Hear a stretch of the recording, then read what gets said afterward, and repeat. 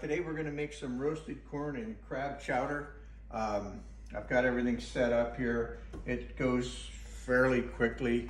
I just thought it's a favorite soup of Janice and I's, and now that corn is coming into season, I thought it's a good time to have some corn and crab chowder. So what I did, I took the corn out, put it on the grill, and roasted it. Didn't get it too dark, but that just intensifies the flavor. I've got a small or a medium-sized red pepper, a half of a medium-sized onion, a little bit of garlic in here, two diced potatoes. I've got some crab, some Old Bay, some heavy cream, a little bit of vermouth, dry vermouth. So you start off sauteing the peppers, onions, and garlic. And a little oil. Yeah, a little bit of oil.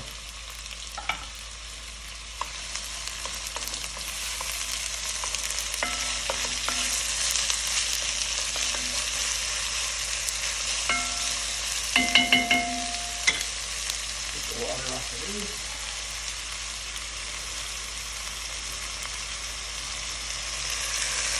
And since I don't really measure anything, guys, obviously if you had a little bit less red pepper or a little bit more, a little bit less of the onion, it's not going to really hurt anything.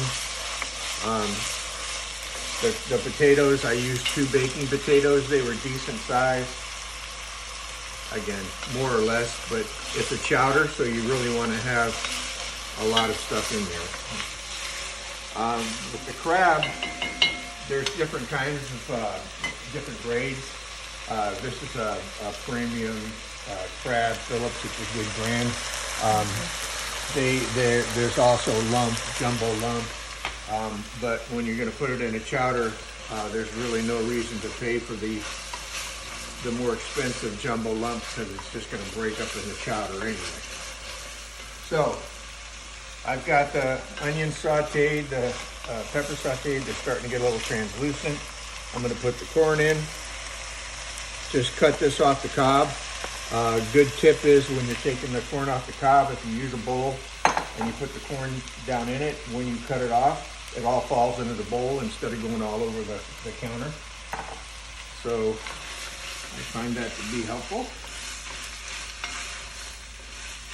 And then obviously this is a low calorie, low fat dish, so we're going to add a lot of heavy cream, and then to make it a little bit better at the end, we'll put some butter in. Also, I saved the cobs, or reserved the cobs, because once this starts cooking, I'm going to put the cobs back in there. There's still a lot of flavor on these cobs, so we're just going to add that much more of the corn flavor. This is Old Bay seasoning.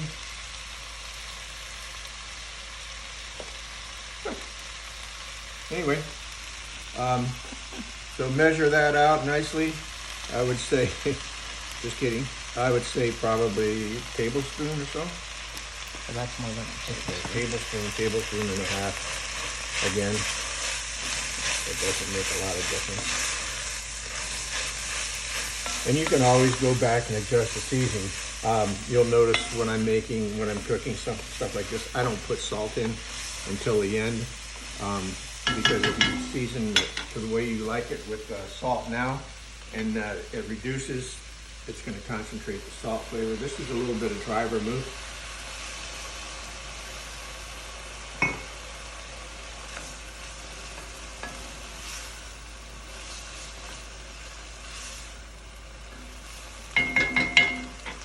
Potatoes.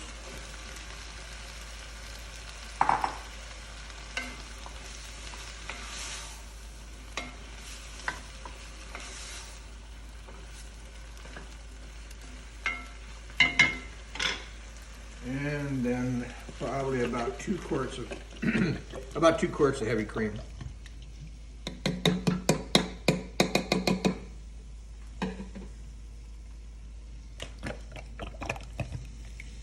Actually about 1.5 quarts, I guess.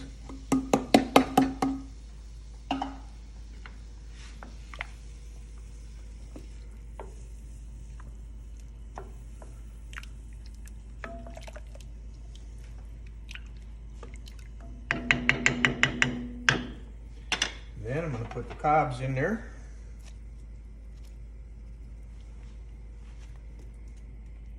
And then when the potatoes are done, the chowder's done, and I take these out, I'll grab it with a pair of tongs and run a knife down it just to get all the cream and the juice from the corn out. And then this is, what is it, a 1 pound can? I guess it's about a pound of crab. And if I had, normally I keep, like if we have crab legs for dinner or something, I'll save the shells. And if I want to make a crab bisque or whatever. So if I had some crab shells, I'd be putting those in here too, because there's a lot of flavor in the shells.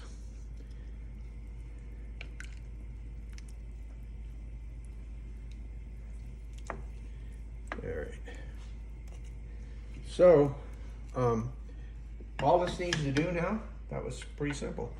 So I'm gonna let it come up to until it starts to boil, turn it down low, just have it on a slow simmer, a low simmer.